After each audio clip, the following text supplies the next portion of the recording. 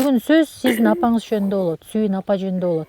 Эскерүү болсун, ал кишиге таазим болсун, ал кишиге мактоолор болсун, анан ал киши жөнүндө ачып бериңиз. Себеп дегенде ар бир ийгиликтүү баланын артында ийгиликтүү эне турат. Себеп дегенде ошол эненин сүтү менен, эненин багыты менен, эненин тарбиясы менен, ошол эненин куруп койгон жылуулугу менен, очогу менен анан бала калыптанат да. Кыргызда сөз бар го, уядан эмнени көрсө учканда ошону алат деп. Бүгүн ошол жөнүндө сөз болот, Жумадил байке. Анан ушул Сүйүн апа жөнүндө баштасак. Сүйүн апанын тагдыры, Сүйүн апанын сүйүүсү, Сүйүн апанын тарбиясы, Сүйүн апанын жашоо образы, анан силерге табирик кылып калтырып кеткен тарбиясы жөнүндө. Чоң рахмат. Жакшы экен, сонун долбоор бекен байке. Сонун долбоор жана абдан чоң тема. Эми бул эне жөнүндө кеп жүрүп атат да, туурабы? Эне жөнүндө кандай айтсак жарашат? Кандай айтсак да жарашат? Анан эне бул жана мындай бир кеп бар. Сенсиз дүйнө караңгы дегенчи. Мына ушул энеси жок калып, энесиз калган, энени сагынган, калган жетимдер болот, ар кандай жашоодо ар кандай да. Ошол жана баланын арманы катары кабыл алсак болот. Сенсиз дүйнө караңгы. Бул энеге тийишелүү сөз да, мындайча айтканда. Анан эми ар бир бала эненин тарбиясын алат да, ар кайсы деңгээлде. Биз энебизди айтыш үчүн энебиздин тарыхы жөнүндө айтып кетким келет. Мына Табылды экөөбүз бүгүн жана айтып атпайбыз, бүгүн тиги шоронун башталган күнү экен деп. Чоң рахмат сиздин куттуктооңузга. Анан ошондой эле жана эне жөнүндө теманы ушу менден баштап келип, менден бүгүн ушу Кара Булактын ушул куттуу жерде тартып атканыңыздарга дагы чоң ыраазычылык айтып кетким келет. Табылды экөөбүз 32 жыл мурун баштаганбыз эки фляктан. Эми бул шоронун башталганы менен биздин энебиз жөнүндө, энебиздин тарбиясы баары чырмалышып байланышкан.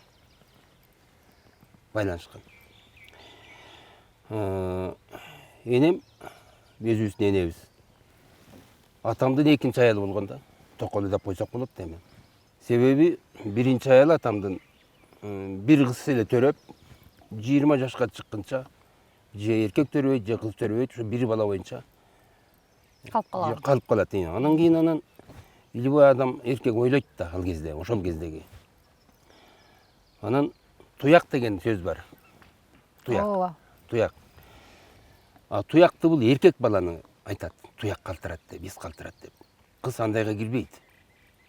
Кыз атанын жолун эмес улабайт. Кыз деген башка элдин окатын кылып кетет, бүлөсү болуп кетет. Бул туура иш, туурабы? Муну биз туура түшүнүшүбүз керек. Айрыкча кыргыз элинде. Айрыкча кыргыз элинде. Бул биздин да жанагы маданият, руханий биздин байлыгыбыз, биздин маданиятыбыз. Бул кирет. Эми үчүн андай буга да чоң маселе да. Анан ошо менен анан ал убакта максакалдар, атабыздын атасы, там жестеси дагы урук туугандар айтат да, бул Бердигул ушинтип менен эркек балалуу болбой өтүп кетеби дүйнөдөн деген сөз жүрө баштайт. Үй бүлөдө жүрө баштайт. Аны апабыз туят да. Туят эми. Кызы 20 чыгып калса, төрөбөсө. Ошо менен ал киши айтат, ай, силер мени уккула дейт да. Мен уксаңар, мен ошого макул болом дейт да. Эми бул Бердигулга аял алып бериш керек болуп атат. Мен аны түшүнүп атам. Тетигини алып бер деп анан көргөзөт. Сиздин апаңызды. Баланчаны Сүйүндү алып бергиле дейт. Сүйүн эки атадан өткөн двоюродной деп коебуз кыргызча. Эки аталаш. Ошону эле бир тууган сиңдиси. Эми кызынан жаш болуп атат. Апаңыз макул болгон. Анан кийин ошентип анан кийин апабыз өзү айтып атат да. Ал эми көзү жетти да, бул акыр аял алат. Илгери эми токол алыш жөн эле. Жок, сиздин төрөгөн апаңыз ошол ушундай жаш ортолугу айырмасы бар кишиге макул болуп турмушка чыгып Ал кезде сурабайт да. Кыз экенсиң. Ал кезде сурабайт да. Ал кезде кызды мындай неме катары эле берип койчу да. Буга барасың деп эле. Түшүнүңүзбү? Ал кезде кыздын укук деген сөз азыр эле чыкпады, кийин эле чыкты. Адамдын укугу анан кыздын укугу анан кыз эмне дейт да, тиги эмне дейт, тиги эмне дейт деген. Ал ошо эски эле адамдар чечип койгон да, том бычып эле. Ошону алалы куда түшүп койгон, сүйлөшүп туруп. Ошентип үйлөнүшөт. Ошентип анан экөөнүн башы кошулат. Түшүнүңүзбү? Аталар эле сүйлөшүп коет да. Ай, Эзгул, баланча, могул ал могуну. Тукум калсын. Тукум калыш керек деген жакшы ниет менен ал кездеги бул маселе ошол кездеги жашоого түп келишкен, туура кабыл алынган маданият болуп калган илгертен. Ошондун үчүн жанагы 2ден 3төн катын алган оору азыркы эркектердин башынан өтүп атпайбы? Жогорку кеңешке чейин чыгып. Жогорку кеңешке чейин чыгып. Бул эркектин өзүнчө оорусу да.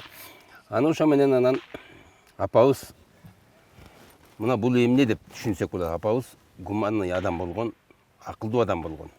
Ушуну түшүнө билип, акыр аялаларын түшүндү да. Анан жанагындай мудрый решение деп коебуз эми. Акылдуу чечим. Ошого макул болгондон кийин жашап калышат. Ошентип отурганан ошол жаңы токолдон, жаңы аялдан, жаш аялдан табылды төрөлөт. Табылды төрөлгөндөн анан ошондон эмне үчүн табылды? Биз канча жылдан бери күтүп жүрүп, уулду болушуну таптым, табылды деген эме менен ошо менен табылды деп ат коюлган.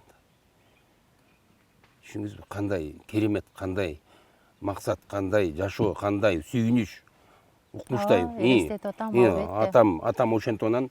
Ошондо атаңыз канча жашында көрүп атат табылды экени? 51 жашында көрүп атат. Табылды 51-жылкыда. 51 жашында атам. Апам 20 жашында. Ойлосоңуз, 20 жашында, 20 эмес 18 жашында. Атаңызга кандай бул бир жашоого жаңы дем болгон? Ошо менен анан кийин мен төрөлөм, анан карындашым 3 бир тууганбыз. Жалпы 5 бир тууганбыз. Экөө ошо илгери эле кайтыш болуп кеткен балдар. Ошо менен анан кийин апабыз жана биз 8-10 класска чейин биз түшүнбөй жүрдүк. Мен 9-ту бүткөндөн кийин түшүндүм, бул биздин атабыздын 2-нчи аялы, тиги 1-нчи аялы экенин. Биринчи апаңыздарды кандай кабыл алып жүрдүңүздөр? Ал апабыз, биздин апабыз деп эле, апа деп эле койнуна жатып жүрөбүз да. Мен атамдын апасы экен деп жүрөбүз да биз. Балпай эле үйдө отурса, балпай эле чеми, балпайган кең, терең, ушундай бир укмуштай көл киши эле да апабыз. Атам 1-нчи аялы. Түшүнүңүзбү? Анан бул бирөө улуу аялы, бирөө токолу болуп экөөнүн ушу бала башыбызга жүн чыккандан баштап тети 10-чуга чейин апабыз аягына чейин апам өкөтөң менин колума көмдү, мен көмдүм. Бир ырылдашкан, чырылдашкан мамилеси бузулган жок. Эч көргөн жокпуз го чиркен. Эми баягы ичара ичинде күйдүсү мындай ревность деген болсо керек. Бирок биз мындай дасторкондо отуруп ысылдап, азыр ушу отурган жерден кырылышат да. Чай куюп элек да кырылышат да. Тигинтип коюп, бул минтип коюп, анан тиги деп анан чыр-чатакты көрбөдүк анын баарын, көрүп жүрөбүз да далай эле. Анан ошону биз көргөн жокпуз. Кийин биз чоңоюп калганда, табылды 8-нчи класстан түшүнсө керек. Ал мага деле айткан жок. Кийин мен 9 бүтүп аткан сөмүрдө ошондо анан түшүнүп, анан кийин атамдын бул тиги 1-нчи аялы, тиги 2-нчи аялы экенин түшүнүп жүрбөйлү. Ага чейин бала кезбиз. Анан кандай кабыл алдыңыз ошол жаңылыкты? Сонун эле кабыл алдым. Анан бизге айтышты да, могу атаң, могу апаңды албаса, силер жок болмоксуңар. Кандай болот? Мына атаң өлүп калды, көрдүңбү? Атаң өлүп калды. Атабыз болсо мен 10 жашка чыкканда, табыл 12 жашка чыкканда кайсы болуп калды. Апаңыз ошондо 29 эле экен. Ошондо жетим калдык. Жесир алганда. Жетим калдык анан кийин апабыз бизден ошондон кийин анан чыйралды да анан кийин. Кыйын, кайраттуу аял апабыз. Атаңыздар өтүп кеткенде ошондо улуу апаңыздар деле, өзүңүздөрдүн апаңыздар деле ошол бир үйдө эле мына эки улуу камыр жумур болуп эле жашадыңыздар. 1-нчи аял, 2-нчи аял, анан кийин 3 жашынакай кичинекей эле балдар калып, анан кийин жашап атпайлы анан кийин. Анан ошондо анан түшүндүк да, оокат эмне экенин, жашоо эмне экенин, отун алыш керек экенин, көң чабыш керек экен, чөп чабыш керек экен, мал багыш керек экен, көң чыгарыш керек, бок тазалаш керек, мал тейлеш керек, кой кайтарыш керек. Анан кийин ошол жерден чыйралдык да. Жумадил байке, ошондо сиз эки эненин тарбиясын алып чоңоюп атасыз да? Эки эненин тарбиясын алып. Ошондо улуу апаңыздан кайсыл тарбияны табирик кылып алдыңыз? Кичүү апаңыздан эмнени мындай боюңузга сиңирип алдыңыз? Анда эки эненин тарбиясы кандай болду экен? Вот, экенин тарбиясы өкө характери боюнча апам кичине мындай жоошураак адам эле, ул апам жоошураак, ушундай айкөл жоошураак. А берки апабыз болсо ушундай кайраттуу, эркек мүнөздөнгөн, кайраттуу киши эле да. Ошол биз жетим калганда жанагы айылдагы кайнелери болобу, тиги ушу эркектерди айтат, ай мына жетим калды, ийниңер давай жанан любойун тиги айдап алчы, астыга салып. Окат кылгыла, мынакей, ийниңер жетим калды, жардам бергиле деп кайраттуу аялар. Мына баарыңыздарга тарбия берип, баарыңыздарга билим берип, ошол 29-ду азыр элестетсеңиз, эми азыркы 29 жаштагы кыздар менен салыштырып болбойт. Азыр каякта? Азыр мына 29 жаштагы кыздар орусча айтабыз го, баягы жоош, инфантильный деп, мындай жашоого болгон көз карашы дагы башкачараак депчи. Ошол кайраттуу апаңыздын, Сүйүн апанын кайраттуулугу, ошол кемеңгерлиги белди бекем бууп, баягы ошол тагдырды моюндап туруп анан силерди чоңойткондугу. Эми жашоого жоопкерчилик, чыдамдуулук, сабырдуулук, көтөрүмдүүлүктү, кайраткерликти, жаңы көк болушу, көк. Любой ачканы да утуш керек, жокту да утуш керек, чыдаш керек, ушундай. Силер деген атаны уят кылбаган адам болушуңар керек, апаны уят кылбаган адам болушуңар керек деген тарбия менен чоңойту. Улуу апаңыздын аты ким эле? Дилде. Дилде. Ошол Дилде апалы деле мындай ушул ошончо кыздын айылдан тууган туушкандардын ичиндеги кыздарды көрүп жүрүп, ошо Сүйүн апаны таап, баалап, баамдап, ошол абышкасын алып бергени бул деле чоң кемеңгерлик. Конечно, ошондой чоң бир мындай көз ачыктык болгон экен да. Анан ал эмне үчүн ошентип анан кийин түшүнсөк, мен деле карыйм. Караганда мага бул чай берет, ушул мени багат деген философия менен, ой тилек менен ушундай жолго барганда. И самом деле ошол болду да. Бакты да. Эң кызык. Сиздер дайыма эле ушул сиздердин тагдырды окуганда, же болбосо бир маалымат чогулуп калганда, Табылдыбай эке жөнүндө, сиз жөнүндө дайыма бир мындай бир кишинин тагдырына окшошпогон бир оригиналдуу тагдырды башыңыздардан өткөргөн кишисиздер да.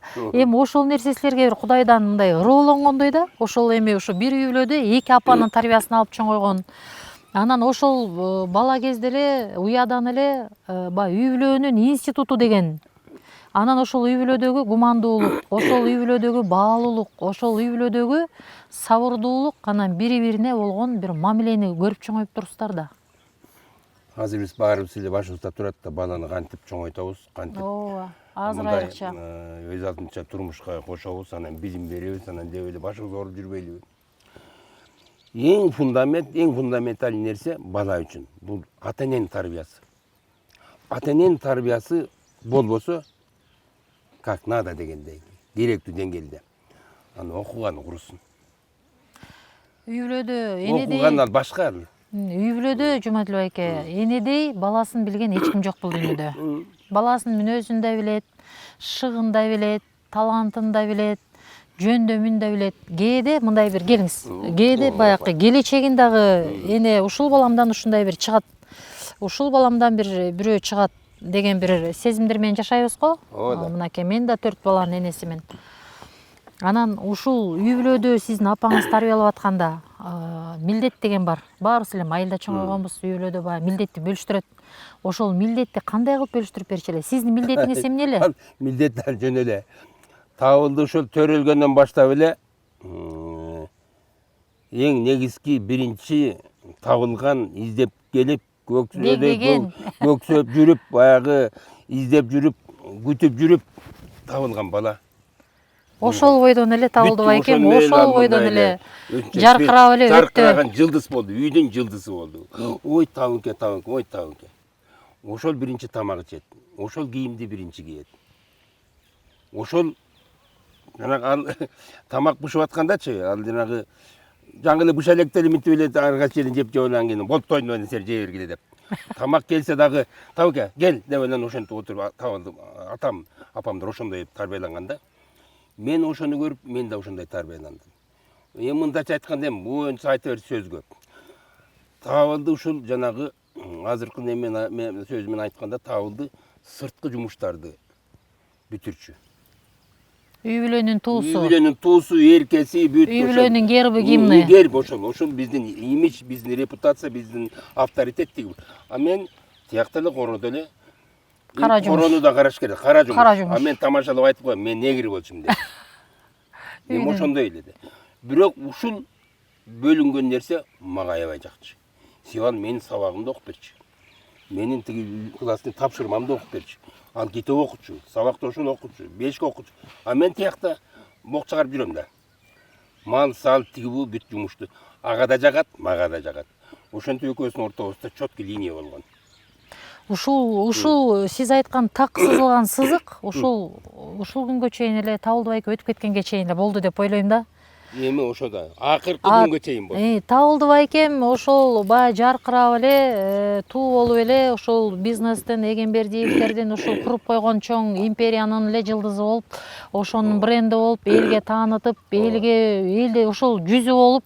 Кыргыздын кээде мен ойлоп калам да, ушул Табылдыбай айке, Доорунбек Садырбаевге окшогон, Табылды Эгембердиевге окшогон бир кыргыздын уяты, намысы, анан калыс сүйлөй турган сөзү болчу да. Үнү болчу да. Баягы урганым жок, кессең башымды кес, тилимди кес, айта турган сөзүмдү айтам деп эле айтып койчу. Анан ушул Табылдыбай айке өтүп кеткенден кийин сиз көмүскөдөн чыккандай болуп калды да. Ага чейин ушул көмүскөдө эле баягы бизнестин артындагы, көчөгөн артындагы болгон түйшүктү, түмөн түйшүктү сиз тартып, анан ушу Табылдыбай айке өтүп кеткенден кийин кандай болот деп жүрчү элек, анан көмүскөдөн чыктыңыз.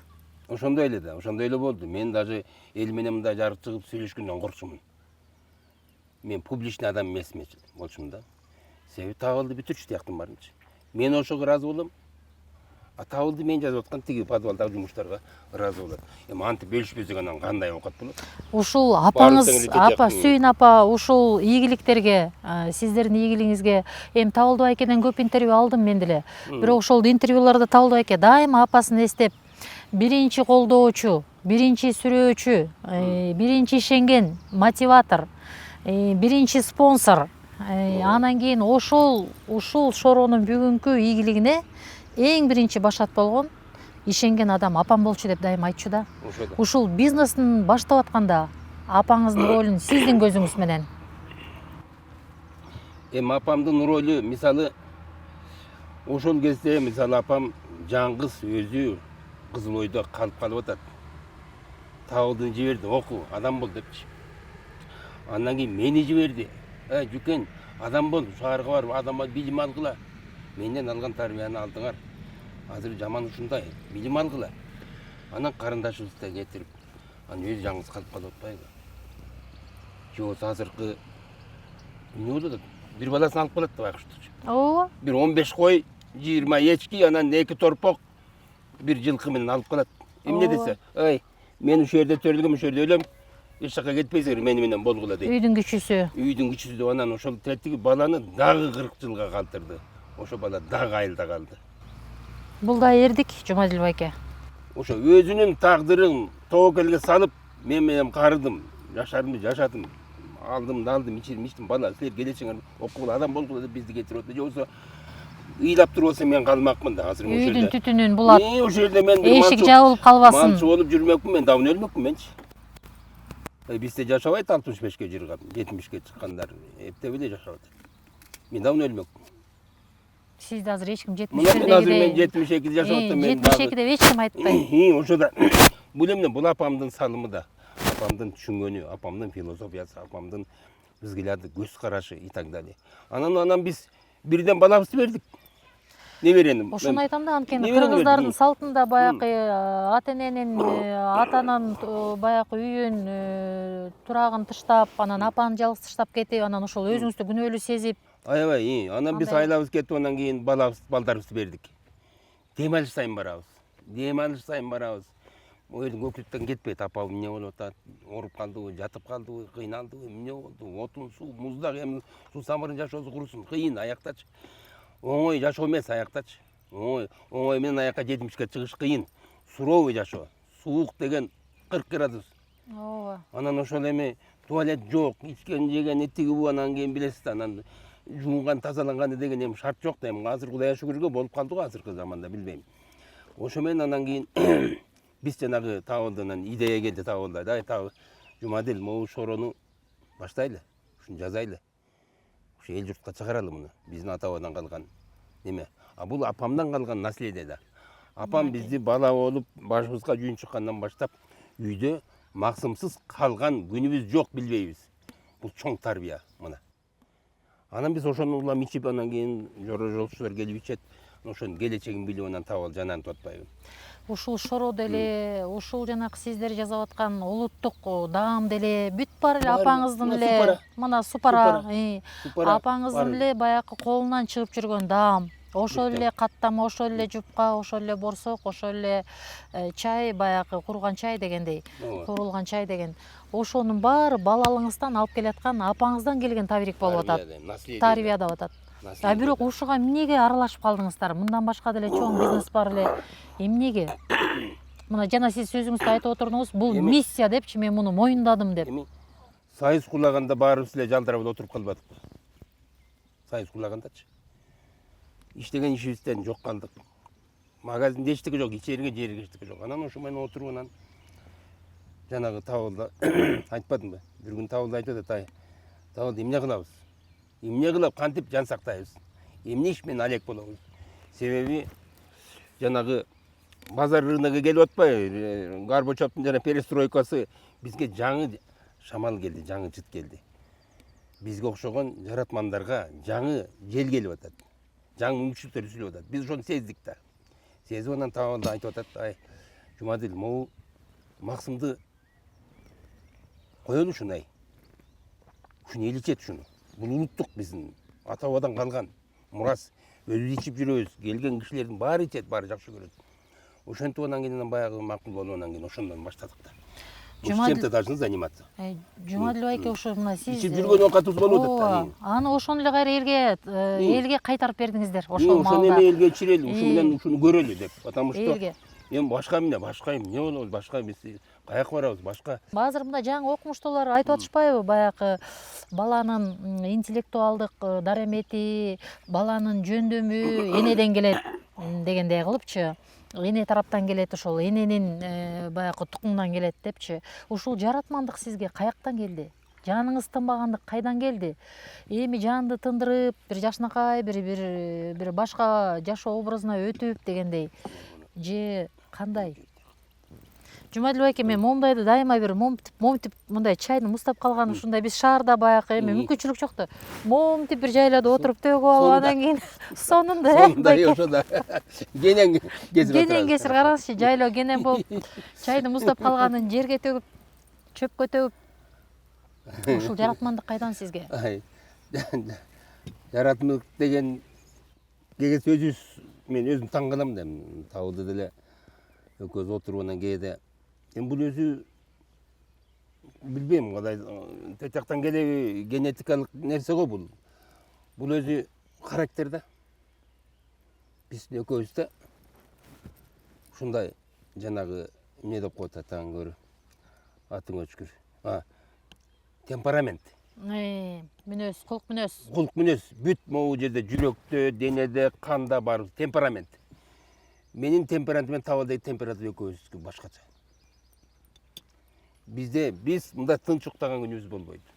Күнү түнү ушул ойдун үстүндө, күнү түнү максаттын үстүндө, күнү түнү ушу ой толгой. Түндө эле уктабайбыз. Мен 4-5 саат уктайм, көнүп алдым уже. 4-5 саат уктайм. Ойбагыз. Ушу ойбагы менен кыял. Кыялга жетеленесиз.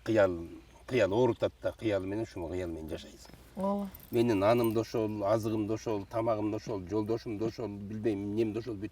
Ошо менен тоям, ошо менен азыктанам. Анан ошол кыял ишке ашса, бул верх счастье. Бул счастье биздин бактыбыз ошолда. Туура, кыялданганды унутуп баратабыз. Кыял болбосо болбойт. Ушул апаңыз менен мүмкүн сырдашып, мүмкүн сүйлөшүп, баягы суу самырдын ызгарлуу түндөрү болот да. Анан баарыбыз айылда өскөнбүз. Эсиңиздеби, мисалы үчүн баягы мен аябай жакшы көрөр элем да, мындай мешке от жагып коюп, анан ачып коюп табына, баягы оттун чатыраганын угуп, анан кийин свет болсо деле аны өчүрүп туруп чыракты күйгүзүп, анан кийин ошого бир жомок окуп жаткан, же болбосо жатып алып эле бир кыялданып сүйлөшүп, эмнени кыялданасың деп жаткан күндөр али мындай көз алдымда турат, сагынам. Апаңыз менен ошондой сүйлөшкөн күндөр болду беле? Сүйлөшсөңүз, апаңыздын кыялы эмне эле? Эмнени кыялданчу экен бала кезинде? Кыялдарынан биз кийин атабыз өлгөндөн кийин көп айта баштады да. Турмуш кыйын, оокат жок. Даже жанагы 50 тыйындык кино келет бир айда бир. Ошого кирген 50 тыйын таап бере албай, апам жаман ыза болчу эле да. Ай балам, эмкиде келгенде обязательно табам балам. Сактап коеюн деп ушундай күндөр өттүк да. Анан негизи атам, апамдар бизге көп деле мындай нотация окучу эмес. Нотациячы, тигинде мындай деген тажаткан нотация. Булар баскан турганы менен эле бизди тарбиялады. Жашоосу менен, күнүмдүк жашоосу. Өздөрүнүн жашоосу менен баскан турганы менен. Буларда сукалактык деген жок эле. Көз артмай бирөөнү окутуна деген жок эле. Ушак айын кылып бирөөнү момундай маскаралап ушундай деген жок эле.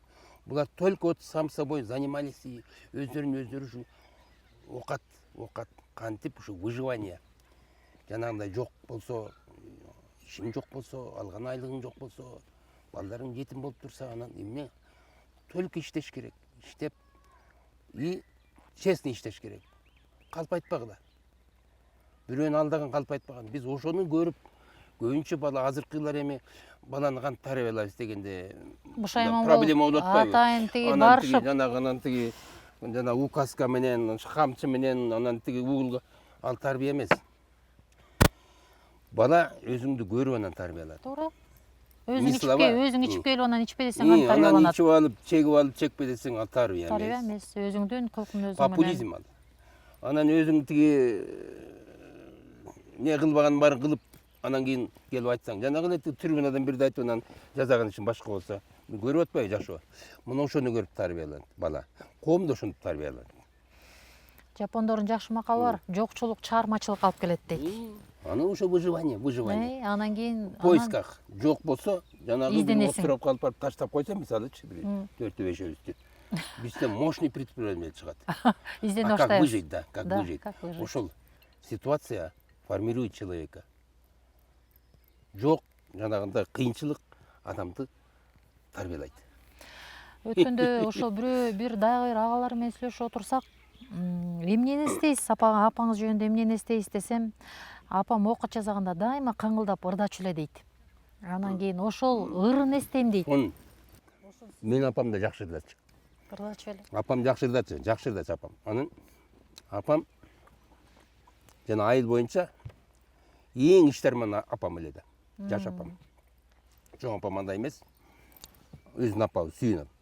Жанагы могу чапан чепкен, бычмай, тикмей, шырдак, ою, моорекилердин баарын оймой, укмуштай ойчу. А ойгондо сүрөт тартыш керек да. Ошо сүрөттү өзү тартып, оюларды өзү эле тартып чиркене, таң калам мен. Ошо үстүнө отуруп эле самын менен отуруп эле тип анан тартып анан сону кылам. Укмуштай кылып тартат эле ошону. Оюп, жөргөп, бышырып. Ошону. Анан кийин да табалда сүрөт жакшы тартса, анан отуруп анан жеңеме жардам берчи. Жеңеме жардам берип эметип анан ошентип. Укмуштары жазачы. Чепкен, анан тебеттей, калпак, анан жанагы байпак, сайпак, момундай аялдардын эмеси көйнөгү, любой нерсени жакшы тикчи. Уз. Баарын тең жазачы да, кол терме. Шырдак, жанагы анан туштурдукчу жанагы туш кийиктер, бүт тең сайчы да колу менен. Ушуну отуруп алып анан ырдачы анан. Кайсыларды ырдачу эле Жумадил байке? Бекбекей дегенди ырдачы. Аны табалды ырдап калчы, Бекбекей. Кетти. Жанагы Алымкан, Салымкан ушул изгейип жанагы фольклордун баарын ырдачы. Отуруп алып үнү да жакшы болчу. Аны тартып мен жакшы ырдап жүрдүм. Табалды музыка жок болчу. Апаңыздын ошол бир ырынан ырдап көрбөйсүзбү, бир куплет? Эскерип көрөлү. Азыр ырдай албай калам го. Аракет кылып көрүңүз.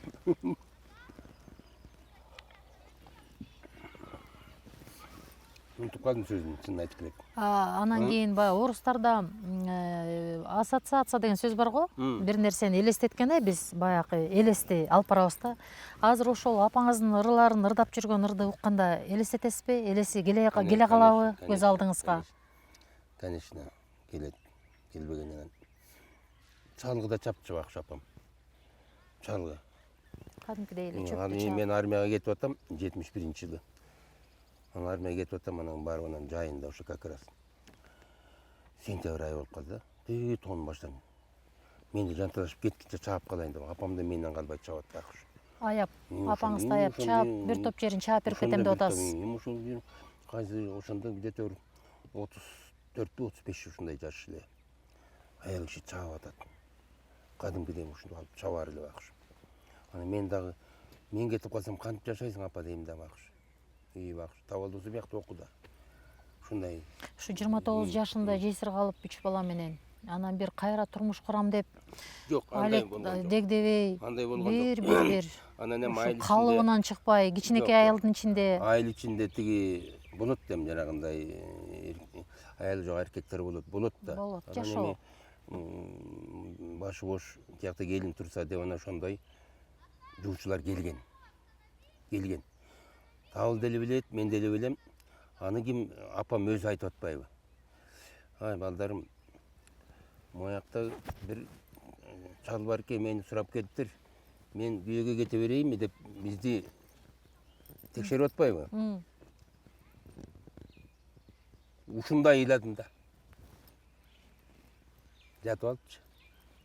Табыл деле кече эскерүүсүндө жазып атат. Ошол жаман катып тийген да табылдыга.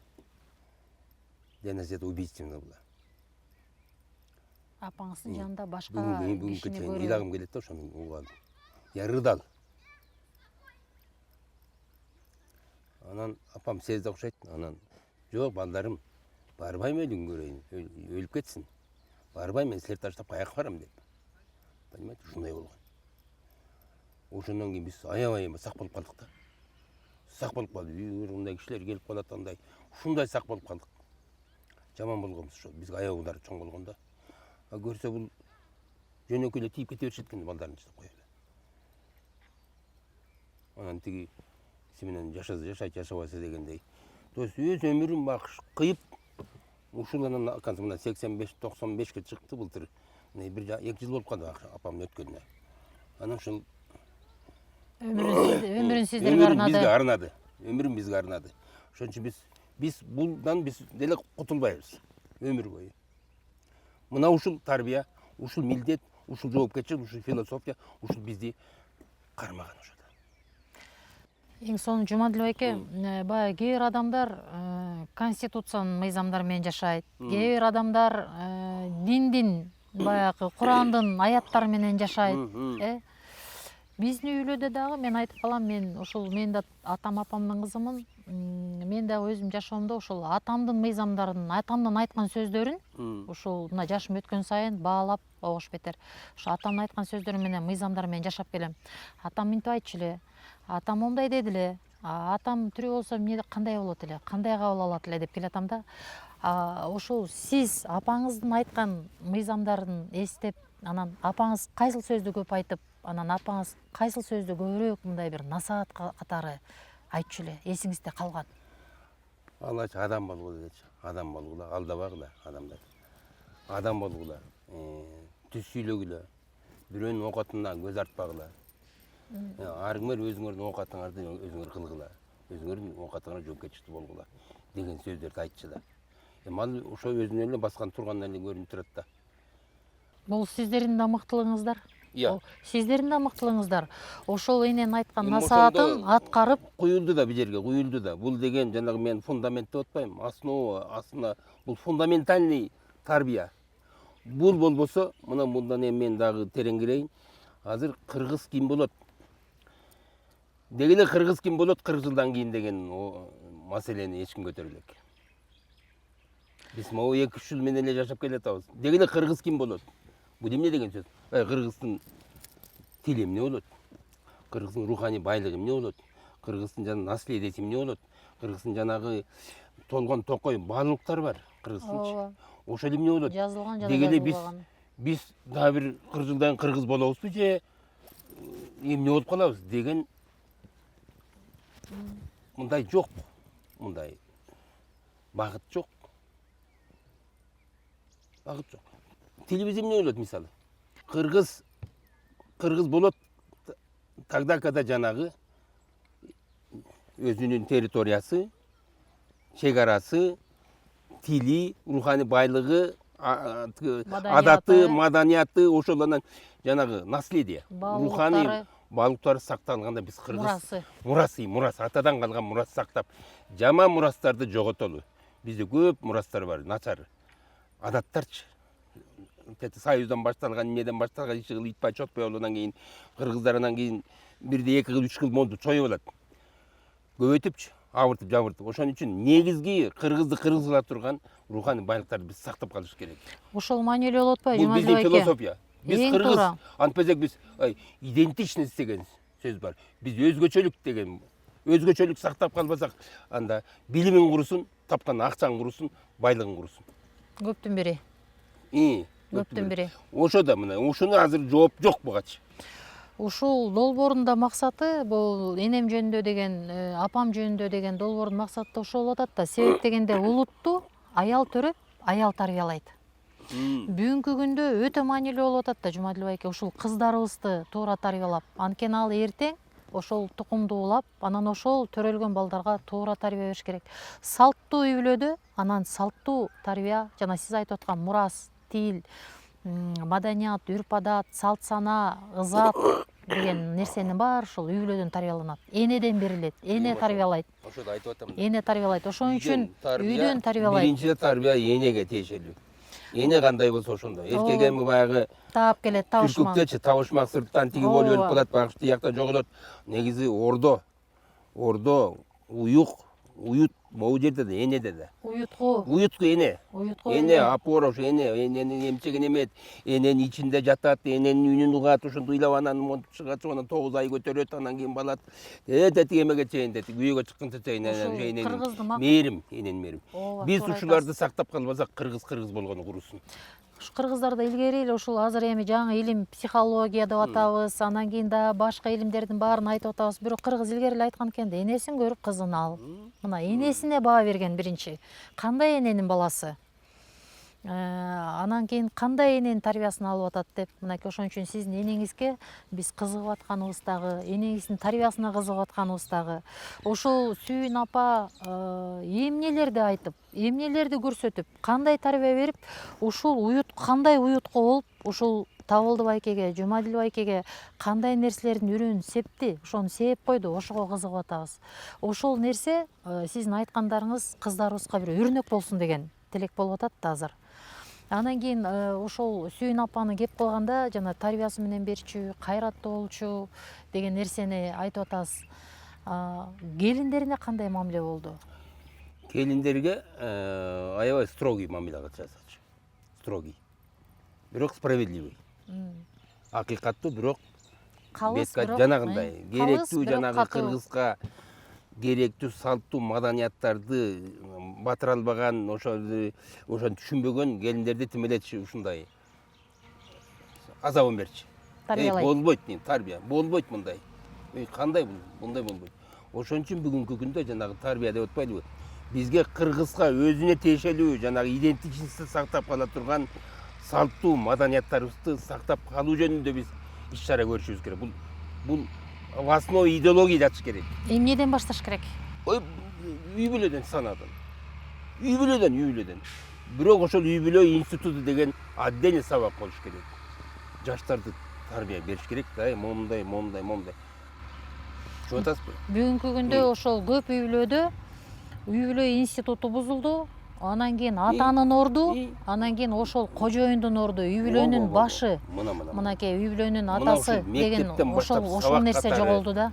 Сабак катары берилиш керек. Бирок ошону караңызчы, мынакей Сүйүн апада жесир калып 29-да жаш калып турабы, атасы жок калса дагы эшикке чыгып эркек, үйгө кирип аял, эне болуп туруп, анан ошону менен бирге атага болгон сый урматты сиздерге тарбиялап сиңирип койгон.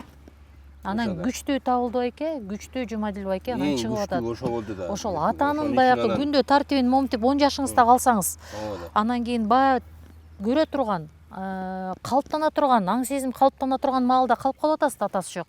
Эненин тарбиясын көрүп атасыз. Анан кийин ушул Сүйүн апага таң калып атканым, ошол өзү жалгыз атанын тарбиясын бергендей тарбияны бериптир да. Кайраттуу киши болчу, адагы убагында жетим өскөн Байкуш апабыз, жетим өскөн. Муну да бир улуу бир жеңелери тарбиялап, ошондон бул түшүнүп калган эненин ордун эненин азабын түшүнүп анан кийин ошондой болбойлу деп анан кийин энесине балдарына мээрим төгүп, то есть ал уже өткөн ал сабактычы башынан. Жон тери менен сезип. Жон тери менен сезип анан кийин бизге анан мээрим чачып, керектүү деңгээлде тарбиялап, ошо апабыздын биз эмне кылганын эле турмушка кандай мамилесин, адамдар менен кандай мамиле түзгөн, ушунун баарын көрүп эле ошол бизге тарбия, прямой тарбия ошол. Биз көрбөстүк да. Сиз биринчи чоң акча тапканда эмне, кимге жана эмнеге жумшадыңыз? Же болбосо ала апаңызга эмне алып бердиңиз? Биз биринчи тапканда эле шоро эметкенде таптык, ага чейин биз жыргатып эле тапкан жокпуз. Баягы өкмөттүн 120 сом эмнеге жетет? Үй бүлөңүздөн ашпайт. Иштедик мен бир 6-7 жыл, 8 жыл, 10 жыл иштедим. 120 сом болду, рубль, анын эмнесиге жетет? Ишке жетпейт. Тиги шоронун жаңы биринчи как раз 92-жылы бүгүн соода кылганда. Мына бүгүн 2 фляг жарманы саттыңар. Алып келдик да, мондо эле толук ал убакта тиги акчадагы мындай девальвация болуп аяк арзан болчу. Аябай тимилайнен бир сумка акча келди. Апабыз айтып атканда, ай, бул кыргыздар тамакты сатчу эмес эле айнайын, эмне болот болду экен, эми ичпей коюп уят болбойсуңар деп апам ишенбей атат да. Кайгырып. Ой, башында 2 жыл тиги алып келе албай аттык биякачы. Сусамырдан бияка. Ай, койгулачы, анан каяктан баштадыңар деп. Анан табанды барып, анан кийин машинемен барып, анан кийин апа, хватит, болду, эми ушинтип бияка өлүп каласыңар, кеттик давай. Барып тияктан окат кылалы. Менде момунда идея болуп атат, момун жагылалы, жумадил экөөбүз монткенде табыз, иштегенде табыз, анан болбой анан ыйлап ошол жерден көчөдөн элдин баары чогулуп айнайын, абысын келет, эжеси келет, балдысы келет, тигинси келет, сиңдиси келет, туугандар толтура да көп. Бүт ошол эме капчага киргинче тиги жөнөтүп келишти. Анан эптеп келип могу Арашандан уянын ошого кийирип койдук. Мал салдын биринчи малы бар болчу. Анан малы менен эметип анан алаксып калды. Ошентип анан сатып келген анан сумкада акчаны көргөздүк да. Ай, алат турбай, рас болгон турбай балдарым, деп анан кийин ушун батасын берип атат, айнайын жалынып атат, эметип атат. Жакшы турбай балдарым, анан бир вакыт өзү жүгүрүп, анан өзү тиги талкан кууруп, тиги жарма жасап, талкан элеп анан кирип кетти өзү. Ошентип өзү бир 5-6 жыл иштеди багыш. Биз менен жүрдү. Аралашып эле ошо. Жарма жасап эле, казан жууп керек болсо. Ошондо 61-де келди экен багыш. Жаш эле экен. Ошентип эми бүт тарбиясы кайтты да, эмгеге кайтты багыш. Жетимдер чогултуп кайтты. Жумадил байке, ушул апаңыздын мүнөзү кайсыл кыз небересинде бар? Кимде көзү бар, кимде үнү бар, кимде ыры бар? Жок. Кимиси ошо кыздарда калдыбы мүнөзү? Кыздар жок, калган жок. Кыздарда калган жок. Эми 3 эле бир тууганбыз да. Жок, неберелеринде? Неберелеринде. Жок, азыр билбейм. Неберелер азыр башка баары эле айнайын.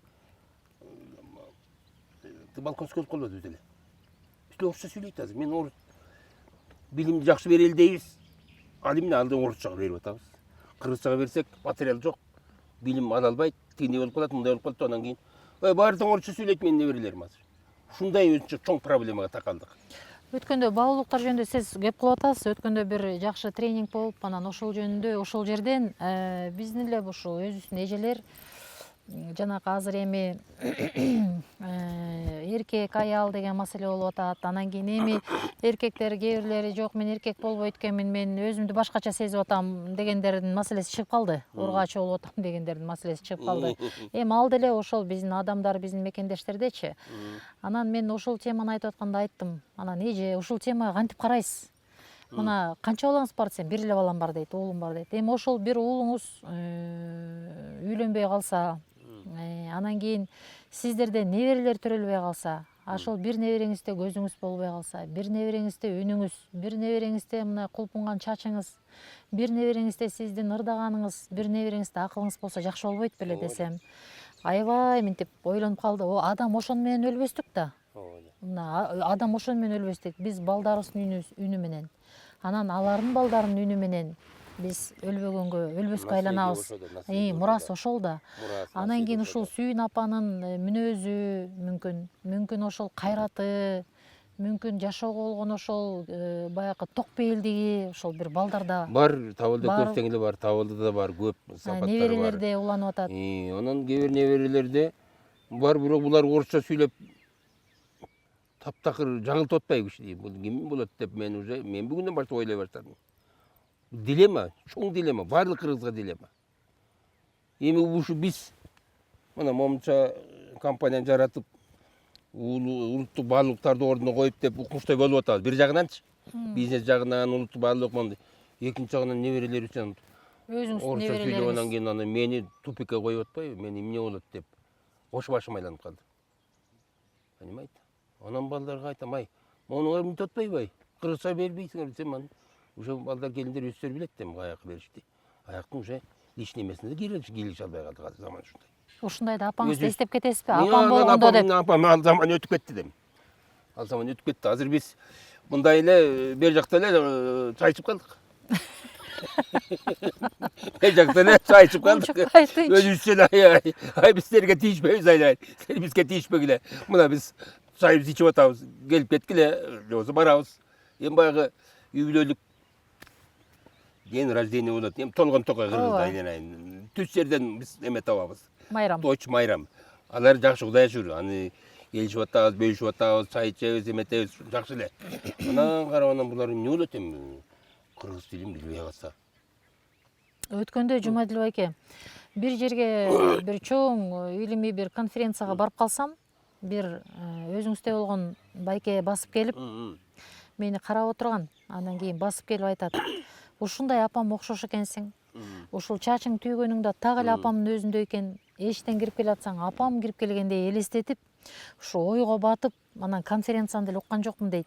Анан апамды эстеп, ушул анан көз алдыма дейт, момундай терезеден шоола эртең менен күн тийгенде апам эрте турар эле дейт, күн менен эле. Анан ошол күн тийгенде апам узун чачтарын тарап мынтип түйүп атканын эстеп алып, аз эле жардан калдым ыйлай элбей дейт. Эми аты баштуу киши. Анан сиздин ошондой бир учурларыңыз болобу? Апаңызга түспөлдөштүрүп, апаңызга окшоштуруп бир көрүп калган учурларыңыз? Өзүмдөбү? Жок, бөтөн кыздарды. Ошондой учурларыңыз болдубу? Ой, бар эми, бар. Аны мындай терең караш керек да. Андай деле максат деле болгон жок, чынын айтычы. Чын айтканда. Эгер мисалы үчүн азыр бир сизде небере кыз төрөлүп калса, анан кийин сизде мүмкүнчүлүк болсо, мынакей Жумадил мырза ушул кызды апаңыздын бир сапаттарын алып кала турганга мен мүмкүнчүлүк берейин. Кандай сапаттарын ушул кызга өткөрөйүн десе, кандай сапаттарын айтат элеңиз апаңыздын? Сарамжалдуулук. Жанагы оокатка, турмушка аябай сарамжалдуу. Чыдамкайлуулук, сабырдуулук. Ишкер жанагы Колунан иш келген. төгүлгөн ошонун баары улуттук биздин баалуулукту апамдын эң негизги ошолор болчу. Анан атам менен мына канча жыл жашады биз, мен 10го чыкканча. Атам менен апамдын үчөөнүн ортосунда урушканын көргөн жокпуз. Мына бул эң туруп турган чоң тарбия ошол да. Биз билбейбиз андайды. Эми 10 жашка 8 класска чейин бою жетип калганга чейин атамдын апасы экен деп жүрсөңүз Ошондо биз чоңоюп жыргал өзүнчө эле бир жыргал үй билебиз да, жыргал. Бир эле үйдө атабыз баарыбыз деги. коюнуна жатып чоң Кич апа. аялы бир эле үйдө жатат, бир эле кичтеке кепет, аятаң көр. Бияка косуларды байлап коебуз. Косу улактарды байлап укмуш эми аятаң көр. Анан кийин кичине тестип анан акыл эс келгенде. Деп анан ошондо баа бере баштадык да. Таң бердиңиз, баа Анан ошондо бердиңиз. атамдын ошондо таң көрүп, байкуш атам ичинен сызып жүрчү экен, көп айтпайчы, көп ичинен сызып. Ырдап кыңылдап артына учкачып баратам да. Артынан кыңылдап бирдекени ыйлап. Жүкөнүм ат токур болот, азамат болот деп мени мактап коёр эле. Табыкем табышкер болот деп ушундай. Мына баа берген экен да. Мына ошондон. Мен анан талкалайм тимечи. Чөбүндө чабам, тиягына чабам, бүтүн чабам. Табылды, сен давай китепти окуй бер. Тамакты эмете бер. Же бер, мен анан эле ушундайчы. Ушинтип отурууну ушул тарбия, ушул мамиле эки уртаган ортосунда ушинтип калыптанган. эне мен атанын тарбиясы. Ошондон Негизинде жазган жоксуздар. ошол шоронун шоро болуп калган себебини бир эми ушул дагы ушул. Сыры. Бүгүнкү күндө эки бир тууган чогулуп алып оокат кылып атканын айткылачы. Ким бар? Пример барбы? Айткылачы. Болгон оокатты бөлүшүп. Азыр атасы менен баласы урушуп кетет. Аялы менен күйөөсү соттошуп, анан бул еще ничего не начался, уже тияк соттошуп уже Бөлүшүп бүтүп атат. ушундай. Ушул жерден сиз айтып Мына эң отурсаңыз, негизги ушул тарбия. ооба, сыр, бул сыр. Анан Сыр, ушул шоронун жерден, жаралышы. сиз айтып отурсаңыз, мен мындайга келип атам да, ушул чоң тарбиянын, ушул чоң бир институттун, үй бүлөнүн институттун көрсөткүчү ушул эки айымдын, эки аялдын, Ошода. эки аялдын Улуу эстүүлүгүндө, аял, кичи аял болуп. эки аялдын Экөө урушса эстүүлүгүндө мындай тема толтурат. экөөнүн кыйындыгында, Тытышса, чачташса, мушташса, ооба, анан кичүүсү улуусун душит этсе, көрүп атпайдыбы? Көрүп атпайбы? Сволочь, ты стерва деп азыр орчо согот бар. ооба. Андайды биз көргөн жокпуз да. Ушул эки аялдын улуулугу, Мына ушул. эки аялдын улуулугу. Ушуну көрүп биз тарбия алып, анан кийин ошого биз 1000 мертебе ыраазычылык айтып, анан кийин Укмуштуудай тагдыр, укмуштуудай тагдыр, укмуштуудай тарбия, анан кийин укмуштуудай бир сонун үй бүлө. Жумадил байке, бир апаңыздын өзгөчө сүйүнгөн бир күнүн элестете аласызбы? Бир өзгөчө сүйүнүп, анан сиз кошо сүйүнүп, эмне окуя болду эле, эмне күн болду эле? Аял сүйүнгөн мен айтып берейин. Тиги атам өлгөндөн кийин эле уже кыш ноябрдын 7-синде өлдү атам багыш, 64-жылы. Анан үйдө отун жок. Отун суу жок, Отун суу жок. Анан кийин көң керек болуп атат да. Анан тете жерде Бармак деген жер бар, 5 километр. 5 километр, 4-5 километр. Кыштоо бар. Ошол жерде көң бар. Ошондон көң алыш керек болуп атат да. Анан ал көңдү биз сурай албайбыз да. Апам барып анан сурап келди. Ошо өздөрүнүн бир туугандары болчу. Анан балдарым, мен тиги көңдү сүйлөшүп келдим. Ала бергиле деди. Кантип алабыз деди. Сразу анан кийин табалда көз, анан кийин Турат бар. Турат деген ат бар. Бизде чоң атыбыз бар, атамдан калган бар. Ошону учкашып алып, анан кийин ошол жака кеттик экөөбүз. Анан каптан алып алдык. Ал кезде кап бар, мындай чоң кап. Каптарга буудай да салат, кайрага көң да салат аятаңга. Бир эле идиш. Көң да салат ага. Анага кайры буудай да салат, арпа да салат, тару да салат. Ошол кап атамдан калган капты, 3 капты алып алуудан кийин кеттик баягы. Каргадай эле балдарыбыз эми, бирок чоң эле балдарыбыз мындайча айтканда. 10, 12. Анан кийин барып, анан кийин апам жолго деп жарма журма болсо бирдеке салып берди, нампан бүт эле тартыш ошоңуз деле, нан деле жок. Нан деле аз тартыш. Кантты кой, кантты билбейбиз, көрбөйбүз кантты. Ошо менен барып анан табалда көз, анан тиги капты салдык. Салууну артыш керек да. Арткандан кийин аттын бир жагына коюп, анан кийин мындай алып касыкты тиретип койду. Мен карап турам касыкты. Табалды өкөлөп көтөрдүк дагы, анан касык тиретип койдук. Эми сен ушу казыкты кармап тур деп атат да, башыңан эметип. Мында башыңды тийип ал. Анан экинчисин тигил өзү тияктан көтөрүп атат. Ошондо 12, 13-төгү бала да эми 13-кө чыгып калды. Азыр 13-төгү баланы жасады. Анан кийин көтөрүп анан байлаш керек да. Ошо көтөрүп байдай албай атат. Мен чыдабай улам минтип анан эметип анан ылдый кылдайт, өйдө кылдайт, көтөрө албай мойнун тарайт, тажаганан түшүрөм. Келип анан кийин мени урушат, сөгөт. Келесип атаңын олтуран чыдап турбайсың дейт. Кайра көз кайраны коебуз барагы. Ошентип анан кийин эптеп арттык да эми. Артып анан байлап анан үстүнө кайранан кийин Учкашып алып. капты койдук, дагы бир капты. Ошентип анан кийин табалды артына минди, а мен жөө эле басып алдым. Жөө эле басып анан келдик. Караңгы күндө келдик. Ошону көрүп алып ыйлаганын сураба. Сүйүнгөндөнчү. Балдар керекке жарап калыптыр деп. Алтындарым, оокат деген ушу мына жарап калыпсыңарбы, азаматсыңар деп экөөбүз тең. Болду, анан биз уже азамат экенбиз деп анан дагы барабыз, дагы баралы деп атабыз. Дагы барып, ошо менен кыш түшүп анан кар түшүп калды таң көрө. Анан кийин барып, анан кийин бир чана алып алдык. Дагы жыгач чана сүйрөтүп алдык. Атка тартып анан чанага дагы эметип алып. Анан бирибиз артып алып жетелеп келатабыз, бирибиз чана менен Терде жанагы чөмелей деп коет, чөп таткандар мында жүрүп кеткенде сонун болуп муз болуп калат. Ошол жыгачтан эле сонун. Ага да бир 2 капты салдык. Анан үстүнө мен отуруп анан чана менен тээп ушинтип үйгө келдим. Бизге оюн болчу да, оюн анан жумуш. Анан эми тиги отунду жана көкөмөрөндөн өтүп, бир трос менен монтуп, 2 тросу бир буту бияка коюп, бир буну кармап анан түгүлөйсүн бар, анан отун кыркып, анан жонубузду картып бияка ташыганыбызды айтпай эле коеюн. Ал өзүнчө бир история. Апам ыйлап алып кетесиңер деп. Ошонун баары бышырган да сиздерге. Анан кийин барабыз, атабылды мени тиги сен жашсың деп өткөрбөйт. Сен бияк туруп тур дейт. Мен барам. Барып анан кийин барып анан биягына артат. Артып анан бияка өтүп келип таштайт, кайра кетет, ошентет да. Анан ушундай баргым келет да. Анан бир күн анан кийин енді анан тиги кетип калгандан арттан жөнөдүм. Барсам эле табалды көрүп алып мени жаман жини келип бир убакта кайра бетимин өйдү, алтыным. Молодец, кулап кетпей жакшы келипсиң, эми экөөбүз кайра чогуу өтөбүз деп. Анан ошентип анан мен уже опытный болуп алдым уже.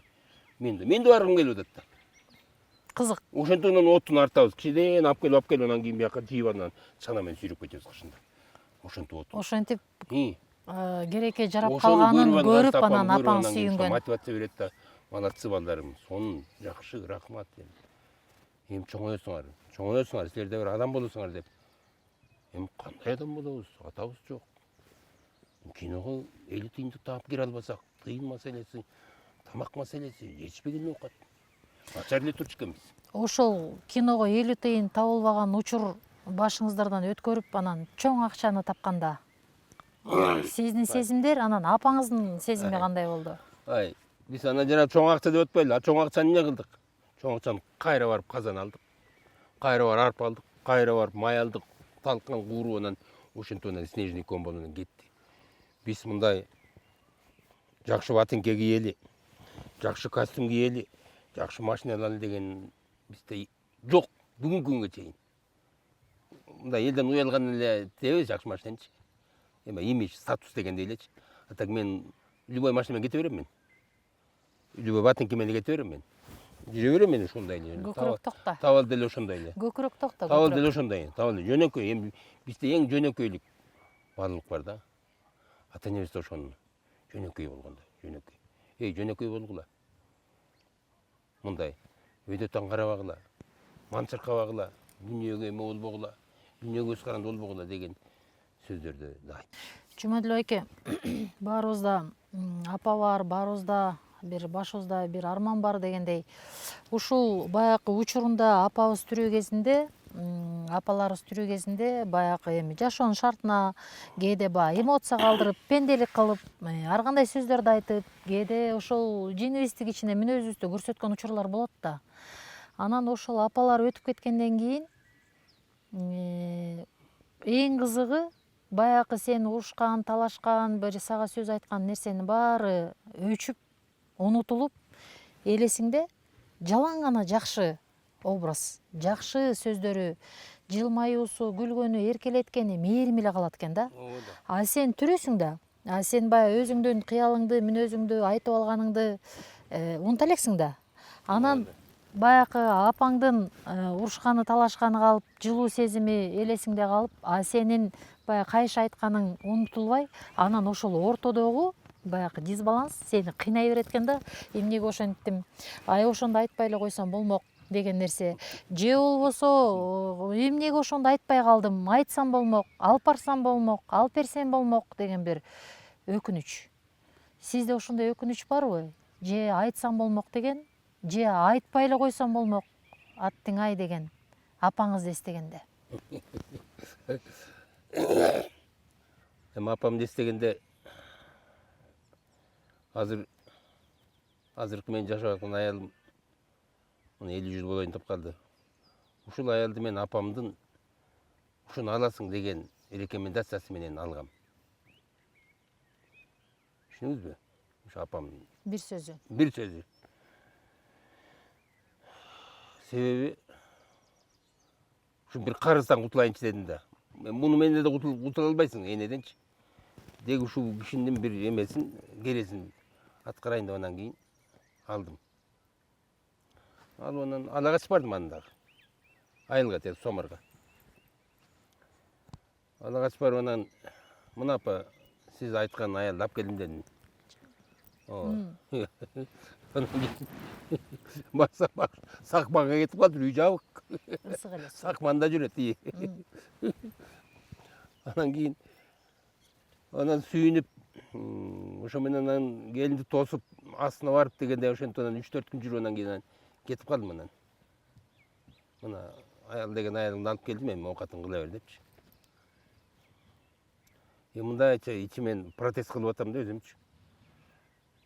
Протез. Мен өзүм тандайт элем. Жок, эми тандаган кызым бар да, сүйлөшкөн кыздар бар да. Бар да. Сүйлөшүп Жок, жүрөм. мага ысык эле суу. Анан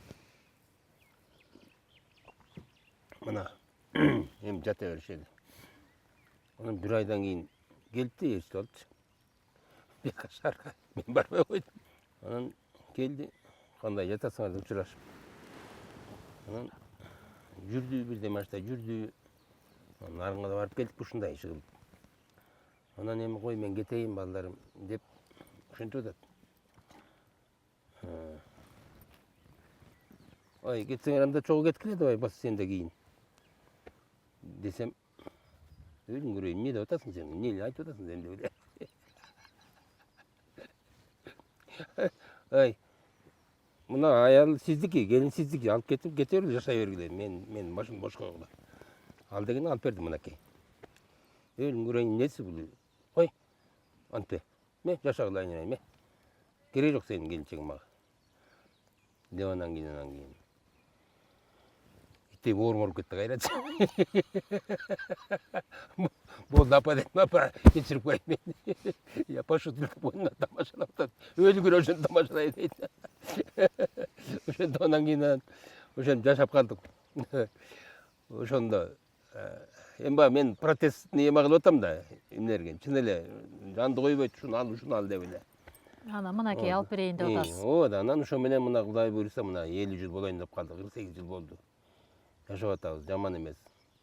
Повезло да, мындайча айтканда. Апаңыз жаңылган эмес. Жаңылган эмес. Анан ошо менен мына азыр балдарынын апасы абдан жакшы, ал жагынан жаңылган жок. Экөөбүз мына буга чейин мына канча жыл жашадык, экөөбүздүн ортобузда проблема жок. Кудайга шүгүр. Майда чүйдө баягы семьяда болот. А так мындай глобальный тема жок. За что можно ссориться, за что можно это. Ошондой. Апаңыздын Рахмат дагы апам. көрөрмандыгы Мына мынакей. дагы бир ушул жерден Кемеңгерлиги. кемеңгерлигин, өзүнүн миссиясын билгизбей жанагындай түшүндүңүзбү? Ну, в итоге жакшы болуп бүтүп атпайбы? Аны мен ошо менен ыраазымын да. Могло быть иначе. Туурабы? Жакпай, жылдызыбыз келишпесе тигип анан ошондон анан апабыз анан кийин калат да балайга. Өзүнөн кыйналмакта. Өзүңдү көрөйүн, бекер гана кылдым, убалына калдым баламдын деп анан кайрадан тиги келинден анан наразы болмакта. Өзүңдү көрөйүн. Тескерисинче сиздин тандооңуз да жакшы чыкпай калышы ыктымал эле. Мүмкүн да. Мүмкүн риск ошондой эле да. Ошо менен мына бу дагы өзүнчө, мына мен болгон окуяны айтып атам. Ошо менен апамдын биз апабызга айта турган мындай наразычылык же мындай бир таарыныч же деген эч жок да. Эми акыркы Эми апа менен балдардын ортосунда толгон токой эле толуп атпайбы? Сыр бар, туурабы? Сыр бар. Айта берсе көйгөй көппү? Көйгөй Апа жөнүндө айта берсе түгөнбөйт. Акыркы суроолордон болсун. Жумадил байке, эгер бүгүн апаңызга арбак ыраазы болсун ал кишинин, кыргыз элине сиздердей уулдарды төрөп тарбиялап, момундай кылып белек кылып табирик кылып таштап кеткенине, ошол миссияны жүктөп алып, ошол элдин маданияты, баалуулугу, мурасы деп мынакей ошол ичкен максымыбыздан баштап жалпы момундай чоң билинген элге жана билинбеген чоң жүктү аткарып атасыздар. Ал үчүн мынакей ушул нерселердин башаты бул Сүйүн апа. Буга биз терең ыраазычылык билдиребиз. Мен дагы мына бүгүн сизден интервью алып отуруп, ошол өзүмдүн балдарыма бере турганым дагы абдан көп экен. Дагы ушул нерсеге көңүл бөлүшүм керек экен деп отурам байдан бери, уюп, мындай муюп. Анан эгер бүгүн мүмкүнчүлүк болуп калса, Жумадил байке, апаңыз ушул жерде, мынакей ушул жерде маңдайыңызга тура калса, эмне деп айтар элеңиз? Эмне сөз айтар элеңиз? Мен жүгүнөт элем апамдын астына. Кучактап өбөт элем. Жыттайт элем, ыйлайт элем. апамдын ушу бизге жасаган эмгеги үчүн. Башка эчтеке менен кутула албайсың да. Эчтеке менен кутула албайсың. Ошон үчүн биз аракет кылдык апабыздын эмгегин 100% болбосо дагы бир 80-90 актаганга. Башка эмне айтат элем апам. Анан көп жашаганга, ден соолугун кошконго аракет кылат эле. Биз могу шоро бизнес деп жүрүп, апабыздын ден соолугуна да биз салым кошо албай калдык. Убагында ошол кезде бүгүнкүдөй жанагындай спорт кылып бастырып, же бир ушундай бир. Азыр башка, азыркы карасаңар, азыркы адамдар 80-90го жашаганга шарт болду. Туурабы, барбы? Туура. Жакшы. Илгери 60 менен бүтчү, 65 менен. 70 эл ортону 50 жаш деп мына карабайсызбы эми? Ошондой да. Азыр эми апама жакшы шарт түзүп берет элем. өкүнгөнүңүз. Жакшы шарт түзүп берет элем. Убакшы өзү деле булар бирок булардын тукуму старожиттелер да көпкө жашайт, апамдарчы. 90-100ке чейин чыккан эмелер. Апам 95ке чыкпады бай. Көрдүңүзбү?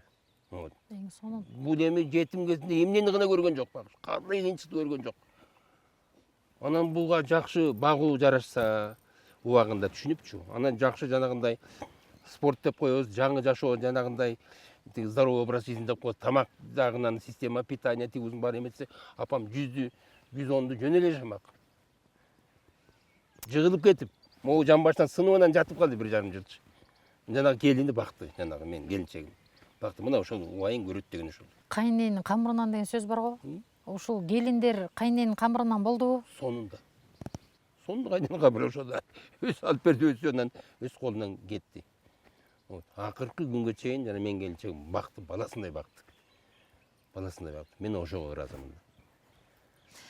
Баарыбыз эле ошо дейм, баарыбыз эле ошентип мына жана мен азыр бактылуу карылык деген концепцияны иштеп атпаймынбы? Бактылуу карылык дегенди биз ойлобой атабыз. Бактылуу карылык деген эми? Аны эми бирөө бакпайт да. Ар ким карылыкты өзү камсыз кылыш керек. Эң туура. Ата биз ушу балаң 40-ка чыкса эле ошонун артынан эле жүрөбүз. Анан тиги бул, анан не берет. Жетет 2 айда бир көрүшсөң, 1 айда бир көрүшсөң. Калганын өзүбүзгө кам көрбөйлүбү? Антпесең сен эмне болосуң? Сен абузага айланасың. Балаңа да керегиң жок болот. Тиги сиңдиңе да керегиң жок болот. Анан тиги келиниңе да керегиң жок болот. Өзүңө да керек. Өзүңө. Анан бүттү, анан кийин ошо менен саны бар, сапаты жок болгондон кийин абузага айланбаш керек. Ошон үчүн бактылуу карылык бүгүнкү күндө 90го 100ке чыкканга мындай шарттар бар. Барлык шарттар бар. Аң сезимди буруш керек. Аң сезимди буруп азыр трансформация. Балдарга жүк болбош керек. Трансформация. Балдар өсөрүп катыңыз. Анан бизде баа бар да, баланы мен төрөдүм, чоңойттум, эми сени Болбойт. бак деп мындай милдет кылып жүк болуп алабыз. Мына эң чатак ошол. Эң чатак ушундан бар. Ай сени мен бактым, сактым. Мына эми мен жатам, мен сен чай кайнат өлүң көрөйүн. Мен эмнеге бактым силерди, анан кийин баягы келиндерге утумуш көрүнөт. Ошол жерден тиги келиндерди билесиз азыр кандай? Бүттө эле экөө жери табышадан жатат, анан кийин бүттө анан баягы эркек жүрөт багыш. Эки оттун ортосунда. Эки оттун ортосунда кайда тогол албак. Тиги баягы. Сиз келип эле баягы темага буруп коюп атасыз.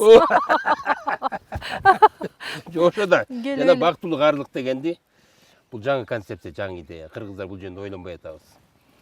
Эң сонун карылыкты Мына кылса болот. бүт баланы тетиги 3 балабы 5 бала, неважно, баарын аягына чейин бүтүрүп, үй жайын үйлөп, баарын татынакал баарын бүтүргөндөн кийин миссияң бүттү. Эми адам өзү үчүн жашаш керекпи? Тигилердин жашоосу башка азырчы. Аларга кийлигишпе? Алар өздөрү билет. Эми 5 келин болсо, 4 келин болсо, ошолорго командир болуп жүрөм да дагы нотация окуйм деп шүмшүк көрүнөсүң. Ошон үчүн ар ким өзүнүн жашоосун экөө жашасын. Өздөрүнөн кийин кам көрүш керек. Эң туура айтасыз, Жумадек Кам көрүш керек. Болду. Өзүнүн жашоосу кунарсыз, кызыксыз болуп калгандан бүрөөнүн жашоосу менен жашай баштайт да. Ошон үчүн өзүнүн жашоосун жашаш керек. Өзүбүздүн жашоо бар да эми. Карылык, бактуу карылык. Ооба. Эң сонун. Эми жөнөкөй эле майланайын, ай. Ой, жок дегенде бир мындай жер кыдыралы, эл кыдыралы айнен. Жок дегенде Кыргызстан ичин кыдырып чыгалы. Туурабы? Кудай шүгүр, азыр пенсия менен деле ой, тетиги өнүккөн мамлекеттерде пенсиясын баарын бир жыл чогултат да, анан жер кыдырат экен, дүйнөнү кыдырып, кайра келген үйүндө отуруп, анан кийин тигип, анан кийин кайра кыдырып, анан мамлекеттерди кыдырып, анан мына ушул ракат. Анан алып ал дагы тыйының болсо бир набереңди жаныңа. Болду. Мен азыр жылда бир бүт бала бакырамды келиндерим алып алып чет өлкөгө чыгам. Жылда. Очерет менен эркек балдар өзүнчө, кыздар өзүнчө жылда которуп. Мына быйыл жалаң эркектер Италияга алып кетип атам. И мамабыз барат. Бирок балдардан бирден кошом да. Мен 5 балам бар. Жылдалар очерет менен барат, семьясы менен. Мына быйыл ортончу балам барат. Жылы андан кийинки бала барат, семьясы менен. Бирок бала кыз кылуу ошентонан семейный. Это для спасения. Жанагы. Жанагы ошондо ошол жерден бересиз. Ошол жерде мээримиң төп, анан кайра келди, анан өзүңдү окутаң кыл. Ошол жерден бересиз. Түшүндүңүзбү? Мына бактылуу арлык деген ошол. Эң сонун бир. Чоң тема. Муну азыр кыргыздар ойлонолук. Ойлонолук кыргыздар. Дагы эле баягы эле тетигин ошону башкарам, мен деди келинди башкарам, ошону мен чайды ичем, ошону мен асабыңды колуңа берем деген. Сазайыңды менден көрөсүң деген. Аны үчүн андай болбош керек. ошол элди мен дайыма айтам, элде күнөө жок да, элди бирөө тарбиялаш керек да. Бирөө үлгү болуш керек, көрсөтүш керек. Анан биз кыргыз эл аябай бир нерсени тез үйрөнгөн, илип алган элбиз да. Анан мына сиздердей агалар, сиздердей биздин инсандар анан ошол нерсеге үлгү болсо, Мен ошол азыр көргөзүп атам, айтып атам. Мен канчалык жетип атат билбейм, бирок акыл өсөт. Көбү түшүнүп атат, көбү ишенип атат, көбү колдоп атат. Эми кичинеден иш кыла бериш керек. Башталат. Мына спорт мына. Мен мына азыр байбичем экөөбүз жалаң спортко өттүк. Күндө басабыз, күндө тамак ашты уже койдук. Эмне жешти өзүбүз түшүндүк. Ой, эт эле жей берип кыргыздар өлүп атпайбы акыртыр. Этти ченеп жегиле. Едет жанагы бир айда, 2 айда аш той коюп атпайсызбы? Ошондон сар пакет менен келгенде ошо эле жейт. Жок, күндө эт жеш керек да. Эт жеп картайып өлүп атат кыргыздарчы. Овощи деген бар. Зерновой деген бар. Толгон толтурасыр. Сыр деген бар. Ошону жегиле. Кисломолочка ичкиле. Нормали жегиле. Ашык жебе. Эмне дейт? Менден сурашат, эмне кандай тамак жеп. Ашык жебе. Ашык жебе. Кыргыздар урат да кечинде. Анан 10дон кийин ичет. Атаң көр. 7ден тамак жебеш керек. Жеңил чай все. Анан уйкуң да жакшы болот. Сергек болот. Эртең турасың, басасың. Таза аба жутуш керек. Анан позитив. Эң туура. Жакшы ой. Япондар ошентип жашайт экен да таң. Мен Японияга барып жанагы 80-де 90-дагы партнерлорум бар, мен досторум бар. Ошолор мен велосипедтебем көлгө. Ошолорду көрүп таң калам. Анан сурайм да, силер эмне кылып жашайсыңар? Анан жашоогун көрөм, анан үйлөрүнө барам. Жөнөкөй эле. Система питания. Анан позитив. Күлүп жайнап эле туруш керек. Жакшы ой. Настроениң бузсаң, да бирөөнү бузасың. Аялыгын бузасың, кошунаңкын бузасың, кызыңкын, келиниңкин, балаңкын, небереңкин баарын бузасың. Өзүңдү биринчи бузасың. Жан дүйнөңдү бузасың. Анан ошентип анан ар ким өзүбүздү өзүбүз карабасак анан эми. Тиги балдардын 4төн 5тен баласы бар, менин балдарымчы. Алардын өздөрүнүн мындай заботасычы. Анан мен да башка жүк болуп жерде отурсам, мына мен сени баккым, мени баккыла болбойт ал. Окат аркылыгыла. Все, мага тийишпегиле деп атам менчи. Өзүңүздү жашооңуз. Мына жөнөкөйдү. Мына любой кыргызга ушуну айтам мен. Жумадил байке, бүгүн апаңыз жөнүндө, Сүйүн апа жөнүндө жакшы кеп болду. Жакшы өрнөктүү мындай бир өмүрдү сүрүп, эшикке чыгып эркек болуп, үйгө кирип, аял болуп, ошону менен бирге эле атанын ордун жоктотпой, атанын тарбиясын жоктотпой, эненин мээриминен баягы мен эркек болуп эшикке чыгып таап келип атам дебей, ошону менен бирге эненин да мээриминен калтырбай, энелик мээримден калтырбай тарбиялап өстүргөн бир асыл аял жөнүндө, асыл апа жөнүндө бүгүн сөз кылдык. Анан ошол берүүнүн соңунда ошондо эненин тарбиясын алган уул катары кыздарга бере турган бир келечектеги азыркы жаш энелерге, келечектеги болочок энелерге айта турган сөзүңүз. Энелерге мээримдүү болгула дейм да. Мээримди төгүп чачырап туруш керек. Эне деген жылдыз, үйдөгү жылдыз, мамык, үйдөгү кут. Энечи фундамент. Ошо энени көрүп баарынан түшөт. Мээримдүү болгула. Балдарды урушпагыла, сүйүп өстүргүлө. Сүйүп мактап өстүргүлө. Жактап өскүлө, таза баккыла. Арам ойдун таштагыла. Таза оокат, таза ой, таза иш, өз эмгеги менен эмгек кылып, өзүн өзү түзгөн адамдар тарбиялайлы. Түшүнүңүзбү? Мээримдүү эне болуш керек. Акыйкаттуу эне болуш керек. Бирин жакшы көрүп, бирин жаман көргөн, ал болбойт. Ошондон башталып жанагы акыйкатсыздык ошол жерден башталат. Ошо эне балдарды сүйгүлө. любовь, сүйүү гана заманды, жакшы заман түшөт. Сүйүү аркылуу. Жаратышты сүйбөсөң, балаңды сүйбөсөң, күйөөңдү сүйбөсөң, бир тууганыңды, ата энени сүйбөсөң, мекениңди сүйбөсөң, ата мекен деген бар, эне деген бар, эне тил деген бар. Ушундай кыргыздын. Ошентип анан энеде көп маселе жатат да. Айта берсе сөз жеткис. Менен баарын чече албай калдым, баарын айта албай калдым. Дагы бир жолу келип анда дагы бир жолу чечет окшойбуз. Бирок сиздикин карабайсызбы, Жумадил байке? Айтсаң эле каза берип, момунтип эле апа жөнүндө айта берип, каза берип. Кээ бир энелер ар кандай да. Кээ бир жөнүндө баягы мүмкүн бир 10 мүнөт менен бүтүп калат. Байкуш апам деп койгондор да бар. Анан сиздин эми ушундай эненин уулу болгонсуз да. Айтып отурса ушундай тарбияны берип, ушундай бир нерсени баягы өзөктү салып койгон сиздерге. Анан ошону алып кеткен сиздердин асылдыгыңыздар, сиздердин улуулугуңуздар. Ошол эненин тарбиясын жерге калтырбай. Ошо да. Өзөктү билиш керек, өзөктү табыш керек. Өзөктү. Өзөктү бизге апабыз салып кеткен. Жанагы тайманбастык, өжөлүк, эмгекчил, калыстык ушундайларды. Жөнөкөйлүк. Өзөк да ушул. Өзөгүн таппай атабыз да биз азыр. Өзөктү тапса, ошонун иш кетет. Өзөктү билиш керек. Өзөк ал жатат билинбей, көрүнбөй. Аны издесе табылат. Ар ким өзүнүн өзөгүн табыш керек. Ошол сиздерге рахмат. Эненин башаты, энеден калган башаты ушул болсо керек. Баланын өзүн таптыруу, өзөгүн бекитип берүү, Жумадил байке.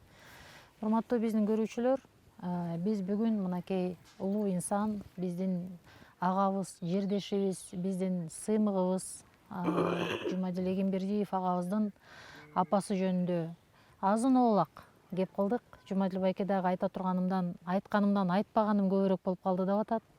Бул жакшы нерсе, бир берүүгө батпай турган тагдыр, бир берүүгө сиңирип койбой турган жакшы бир өрнөктүү өмүрдү айткан сонунда байке. Демек дагы бир берүү бар, дагы бир жолугушуу бар, апаңыз жөнүндө дагы бир эскерүү бар. Бул жакшы нерсе, баягы бир жакшы тилек менен бүтүрөлү. Ал эми ошол ар бир үй бүлөнүн өзөгү, ар бир үй бүлөнүн куту, ар бир үй бүлөнүн жылдызы, жакшылыктын башаты, улуттун оңгусу бул эне.